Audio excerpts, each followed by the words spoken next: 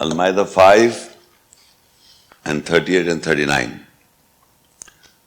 وَالسَّارِقُ وَالسَّارِقَةُ فَاقْطَعُوا أَيْدِيَهُمَا جَزَاءً بِمَا كَسَبَا نَكَالًا مِّنَ اللَّهِ وَاللَّهُ عَزِيزٌ حَكِيمٌ فَمَنْ تَابَ مِنْ بَعْدِ ظُلْمِهِ وَأَصْلَحَ فَإِنَّ اللَّهَ يَتُوبُ عَلَيْهِ إِنَّ اللَّهَ غَفُورٌ رَحِيمٌ. And the male thief and the female thief, so cut off their hands, a reward with what they both earn, an exemplary punishment from Allah, and Allah is mighty wise.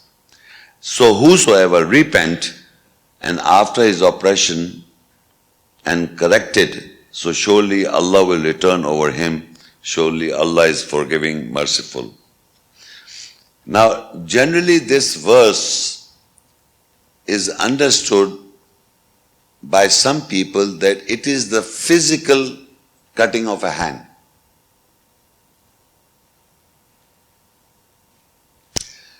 So, if a thief steals something and you cut his hands from here, can he not steal again? Yeah. So basically in the Quran, cutting of the hands is used in a metaphorical sense, which means cut his connections by virtue he's doing. Is a big fraudulent cheater. You have to cut the connections of that person that he's left alone. So they say, well, my hands are now cut off, I can't do anything. And some people, if you put him in a situation when these guys are cornered by the government, if they're doing wrong, so they say, our hands are cut off. We can't, all my connections are cut off. So in other words, my hands are cut off.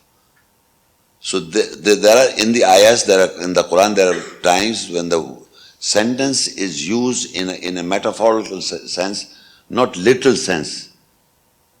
Now here, the Quran doesn't use physical sense. But if people are doing it, well, they have to show to me proof that a person whose hand is cut off cannot steal again. He can steal again. If the connections is cut off and make sure that he's single out, that he's a thief, so it's difficult for him to steal. And then further they say, if he repents from after his oppression and corrected, so Allah will return over him. So just I want to give you an example that you must have heard a very famous story or narration about Yusuf alayhis salam. And that lady who was after Yusuf alayhis salam, who was taking care of the Yusuf alayhis salam as a mother, adopted mother, right? You know the story, narration. And the ladies of Medina, in the Arabic, I'm just giving from my head, they talk that it is Yusuf who has engaged the wife of Aziz into love and affection. They put a charge on Yusuf alayhis salam that he did it, and that lady is also involved with Yusuf alayhis salam. But what she did, because she knew that it is not Yusuf alayhis salam, it was her himself was after Yusuf alayhis salam. So she planned and gave a knife to the ladies. Have you heard this? And now she asked Yusuf alayhis salam to come in front of all those ladies with a knife. Now in the Arabic they cut off their hands. Is written in that verse.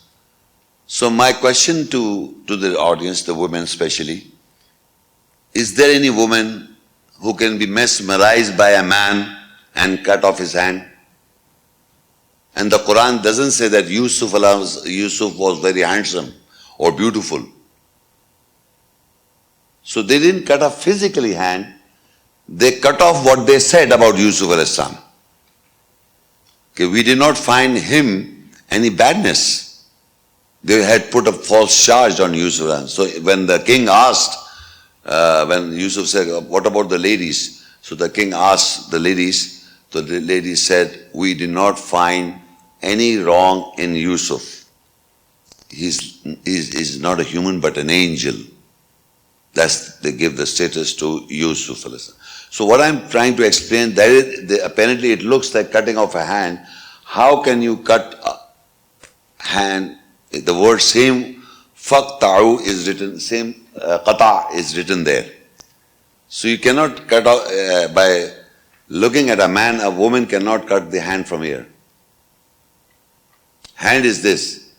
This is elbow, cutting from the elbow or cutting from the shoulder. So the Arabic says cutting from the hand. So hand is this.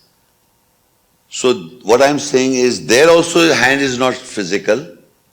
They did not cut the hand physical. They just cut off what they put a false charge on Yusuf. They took it back. And they said, we are sorry for that. So similarly, here also, if there is a thief, you just have to cut off his connections so that he's singled out, so he cannot do any, again, this mischief of stealing.